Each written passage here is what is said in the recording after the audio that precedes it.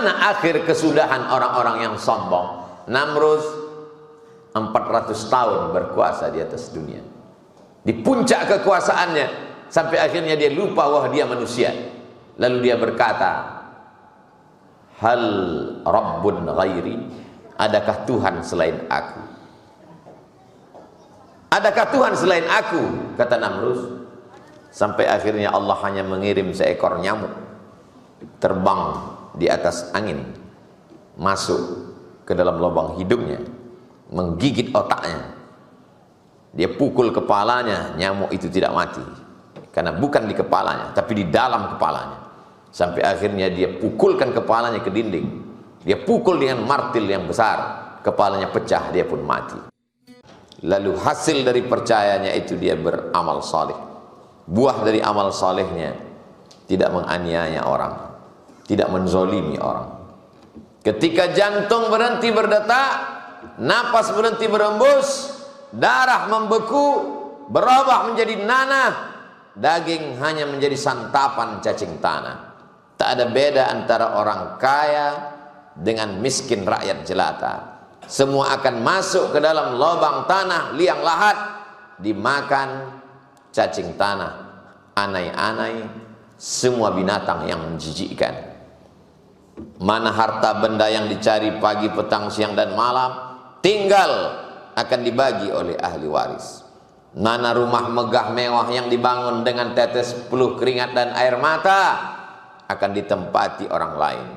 Bahkan mungkin orang-orang yang tak disuka akan menempatinya dengan sukarela. Di mana orang yang kaya 100 tahun yang lalu mati? Di mana orang yang berkuasa 100 tahun yang lalu mati? Orang yang baik juga menghadap Allah. Bedanya di mana? Mereka akan mendapatkan segala yang mereka lakukan sesuai dengan kadar amal masing-masing. Faman ya'mal mithqala dzarratin khairan yarah. Sebesar biji sawi perbuatan baik yang pernah kau lakukan, akan kau lihat dengan biji matamu. Wa man ya'mal mithqala dzarratin syarran yarah. Siapa yang berbuat salah, dosa, maksiat sebesar biji sawi, yarah, dia pun akan melihatnya. Janji Allah Subhanahu wa ta'ala. Tapi semuanya serba tidak dilihat. Malaikat yang mencatat tidak nampak. Neraka yang akan dimasuki tidak pernah dilihat. Alam barzakh yang katanya ada, sampai hari ini orang mati tidak pernah hidup kembali untuk bercerita tentang apa yang mereka alami. Maka orang-orang yang tidak percaya kepada yang tidak nampak oleh mata, dia menantang. Kalau memang Tuhan itu ada, mana dia? Kalau memang malaikat itu ada, mana dia? Sampai akhirnya malaikat maut mencabut nyawanya, matanya terbelalak, barulah dia sadar sesungguhnya malaikat maut itu ada. Bagi yang tidak percaya, sabarlah sampai masanya dia akan datang mencabut nyawamu. Sakitnya seperti tebasan pedang di tempat yang sama diulang beratus kali. Seperti kambing yang dikuliti hidup-hidup, seperti mata kail pancing ditarik dari kulit yang basah. Silakan minum khamar, silakan berzina, silakan korupsi, silakan makan haram. Semua akan berakhir dengan kematian. Kematian ini adalah akhir dari segala keangkuhan dan kesombongan. Kematian adalah akhir dari segala penderitaan. Yang hari ini sakit terbujur kaku di ruang ICU, cuci darah, bersabarlah. Kematian akan datang mengakhiri segalanya. Hingga keluarga akan berkata, telah kembali beristirahat dengan peristirahatan yang panjang dan lama. Bagi yang beramal soleh, bagi yang bermaksiat dan dosa, kematian adalah azab pertama. Akan disusul dengan azab kubur, akan disusul dengan azab mahsyar, akan disusul dengan azab titian siratal mustaqim. Puncaknya adalah azab neraka jahanam. Hal mim mazid, adakah lagi yang masuk mau ke dalam neraka? Qulil haqqa min rabbik, katakan kebenaran itu datang dari Allah. Faman syaa'a falyu'min, siapa yang mau percaya silakan. Wa man syaa'a falyakfur, siapa yang tak percaya silakan. Jangankan kepada ustaz, jangankan kepada para habaib, jangankan kepada buya dan ulama, kepada Nabi Muhammad sallallahu alaihi wasallam pun Abu Jahal tidak percaya. Kepada Nabi Muhammad sallallahu alaihi wasallam pun Abu Lahab tidak percaya. Bahkan pada masa Nabi sallallahu alaihi wasallam dilanjutkan pada pemerintahan Abu Bakar Siddiq, mereka berani mengaku sebagai nabi palsu. Musailamah al-Kadzdzab. Di mana mereka sekarang? Musailamah mati, Abu Jahal mati, Abu Lahab mati, semuanya mati menghadap Allah. Di mana mereka sekarang? Tabbat yada abi lahab wa tabb. Neraka jahanam tempatnya. Apakah perbuatannya bisa menolongnya? Ma aghna anhu maluhu, hartanya tak bisa menolong. Wa ma kasab, perbuatannya tak bisa menolong. Bagaimana dengan istrinya? Wa imra'atuhu hammalatal hatab. Istrinya Ummu Jamil dengan bekerja keras menghalangi dakwah Rasulullah, mengadu domba, menganiaya dengan kata-katanya.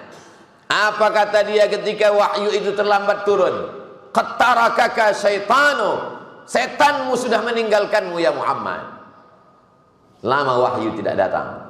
Senang Ummu Jamil istri Abu Lahab. Qattarakaka syaitan, setanmu sudah meninggalkanmu ya Muhammad. Jibril langsung datang membawa ayat, ma wadda'aka rabbuka wa ma qala. Allah tidak pernah meninggalkanmu ya Muhammad sallallahu alaihi wasallam. Allah tidak pernah meninggalkanmu dan membiarkanmu ya Muhammad sallallahu alaihi wasallam. Kemana akhir kesudahan orang-orang yang sombong? Namrud 400 tahun berkuasa di atas dunia. Di puncak kekuasaannya sampai akhirnya dia lupa bahwa dia manusia. Lalu dia berkata, hal rabbun ghairi, adakah Tuhan selain aku? Adakah Tuhan selain aku? Kata Namrud. Sampai akhirnya Allah hanya mengirim seekor nyamuk terbang di atas angin, masuk ke dalam lubang hidungnya, menggigit otaknya. Dia pukul kepalanya, nyamuk itu tidak mati karena bukan di kepalanya tapi di dalam kepalanya. Sampai akhirnya dia pukulkan kepalanya ke dinding, dia pukul dengan martil yang besar, kepalanya pecah, dia pun mati. Innallaha la yastahi ayadriba mathalan ma ba'udatan fama fawqaha. Allah tidak malu menciptakan makhluk sekecil sehina nyamuk.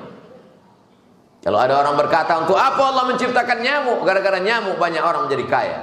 Gara-gara nyamuk orang menjadi profesor, peneliti bidang nyamuk.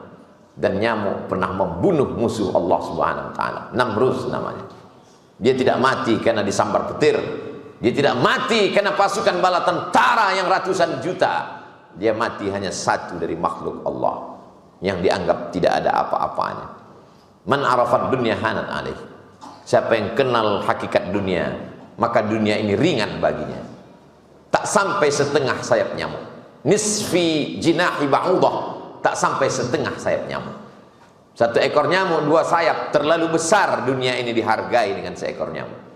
Tak sampai setengah sayap nyamuk. Yang kaya, kalau dia kenal hakikat dunia, dia tidak akan sanggup bangga dengan kekayaannya, karena semua akan tinggal menjadi kenangan semata. Yang punya jabatan dan kekuasaan, dia pun tidak akan sombong, karena dia tahu semua hanya akan menjadi kenangan. Semua hanya akan menjadi cerita, cerita baik atau cerita buruk. Harimau mati meninggalkan belang, gajah mati meninggalkan gading, manusia mati meninggalkan nama. Isma syi'ta, hidup sesuka hatimu. Yang muda, hidup sesuka hatimu, kata Jibril alaihissalam berpesan. Fa innaka mayyit, tapi ingat, sampai masanya kau akan tua, sampai masanya kau akan sakit, sampai masanya semua anggota tubuhmu berkurang. Wa man nu'ammirhu, siapa yang kami panjangkan umurnya, nunakkisu fil khalqi, kami kembalikan kejadian yang sedia kala. Dulu mata hanya memandang sejengkal, sampai tua pandangan mulai rapuh. Dulu kaki gemetar belajar berjalan, sampai tua dia kembali gemetar tak tahan tegak lama. Saatnya pikiranmu tak dapat mengingat apa-apa. Begitu juga sampai usia tua, semua lupa, semua tak ingat. Begitulah Allah Subhanahu wa taala membolak-balikkan nasib manusia. Yang kita inginkan, hati tetap dalam keadaan istiqamah, Al-istiqamah, satu istiqamah dalam iman, satu istiqamah dalam amal saleh, khairun min alfi karamah, lebih baik daripada memiliki 1000 karamah. Karamah bisa berjalan di atas air, karamah bisa terbang di atas awan. Idza ra'aitar rajul, kalau kau lihat ada orang yatiru fil hawa, terbang di atas awan, yamshi 'alal ma', berjalan di atas air, la taghtar, jangan tertipu. Karena setan pun bisa melakukan perbuatan itu. Setan tidak bisa istiqamah. Berbicara tentang ibadah, tidak ada yang lebih hebat ibadahnya daripada induk segala setan, iblis. 1000 tahun dia beribadah, naik derajatnya ke langit pertama. 1000 tahun dia beribadah, naik levelnya ke langit kedua. Sampai pada puncaknya dia berada di langit ke-7, sejajar dengan para malaikat. Jibril, Mikail, Israfil, Israel, Malakul Maut, Munkar dan Nakir, Raqib dan Atid, Kiraman Katibin, selevel dengan iblis. Sampai akhirnya Allah berkata, wa idh qulna lil malaikati isjudu li Adam, hai para malaikat, bersujudlah kamu semua kepada Adam. Fasajadu, semua malaikat bersujud, illa iblis. Iblis tidak mau bersujud. Bangkit sombongnya, bangkit angkuhnya, bangkit takburnya. Kenapa aku mesti bersujud? Ibadahku lebih banyak, aku lebih mulia. Mengapa aku mesti bersujud kepada makhluk yang baru diciptakan kemarin sore? Siapa dia? Ma mana'aka alla tasjuda li Adam. Allah bertanya. Allah bertanya bukan karena Allah tidak tahu, Allah Maha tahu. Allah cuma ingin beritahu kepada siapa yang tidak tahu apa sebab dia tidak mau bersujud. Ma mana'aka alla tasjuda li Adam idz amartu. Mengapa kau tak mau bersujud ketika kusuruh semua bersujud? Semua malaikat bersujud. Kenapa engkau tidak mau? Apa jawab iblis? Khalaqtani min nar. Aku kau ciptakan dari api. Wa khalaqtahu min tin. Dia kau ciptakan dari tanah. Tanah baunya busuk, warnanya hitam, rendah, diinjak di bawah tapak kaki. Aku api yang menyala di atas, semua orang suka, terang benderang, merah. Mengapa aku mesti bersujud kepada tanah? Dua kesalahan iblis. Yang pertama, dia tidak taat pada perintah Allah. Kalau sujud kata Allah, sujudlah. Yang kedua, dia berpikir sendiri bahwa api lebih mulia daripada tanah. Padahal api dan tanah sama-sama ciptaan Allah Subhanahu wa ta'ala. Kita hanya perlu berkata sami'na, kami sudah dengar ya Allah, wa ata'na, kami sudah taat. Jangan sampai menjadi sami'na, kami sudah dengar, wa asayna, tapi kami melawan. Semua yang melawan akan binasa. Namrus binasa, Fir'aun binasa, iblis binasa, setan binasa. Semua yang taat kekal. Musa alaihissalam kekal kebaikannya sampai hari ini. Ibrahim alaihissalam kekal kebaikannya. Sayyidina wa maulana Muhammad sallallahu alaihi wasallam kekal kebaikannya. Ingin kekal, maka istiqamah dalam amal kebaikan. Bisa istiqamah dalam salat, masuk dari pintu babus salat. Bisa istiqamah dalam puasa sunat, masuk surga dari pintu babur rayyan. Bisa istiqamah dalam wakaf, zakat, infak, sedekah, masuk surga dari pintu babus sedekah.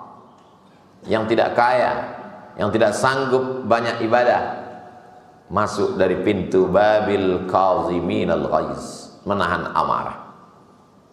Mampu dia kendalikan hawa nafsunya. Marah pada tempatnya. Tidak hanya marah-marah, tapi marah ketika agama Allah diinjak, marah ketika Rasulullah disepelekan, marah ketika agama dihina. Tapi dia tetap bersabar menjaga orang tua, bersabar dengan istri dan anak-anak, bersabar terhadap umat. Maka sesungguhnya inilah yang akan menjadi salah satu asbab mudahnya masuk ke dalam surga Allah Subhanahu wa ta'ala.